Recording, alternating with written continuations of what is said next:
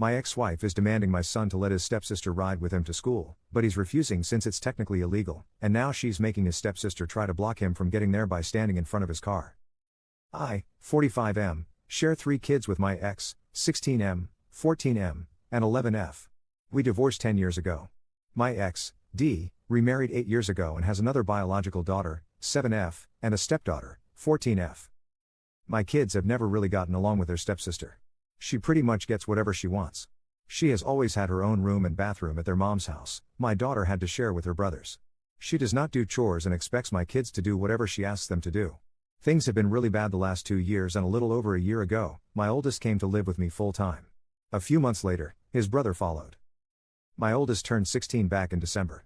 I bought a car for him. My only request was that he would take his brother and sister, my kids, to school, which he agreed to do. My sons and their stepsister go to the same school. Not long after I got him the car, D started asking that my son take his stepsister to and from school. My ex's neighborhood is on the route to school from my house. He refused. My ex tried to make me make him do it. I refused. Well, last month, we got a winter storm come in. The first round was not supposed to be bad, so there was school. But, quickly the weather got worse than predicted, so the school let out early. My sons were walking to the car with a friend to head to my house. Their stepsister was standing near the car with a friend and was on her phone. She told my son, "Mom says she cannot come get us, so we need to ride with you." My son refused. She handed my son the phone and my ex was on the line. She demanded that my son give his stepsister and her friend a ride. She was across town getting groceries before the storm got worse.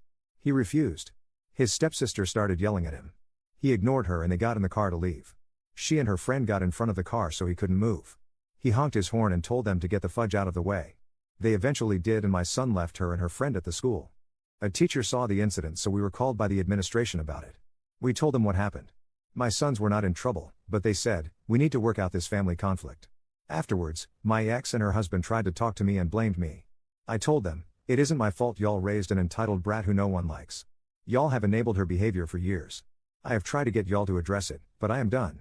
Until you stop being a worthless mother and stepdad, I do not want to hear it from either one of you. D, your own sons despise you. That is all on you." Then we left.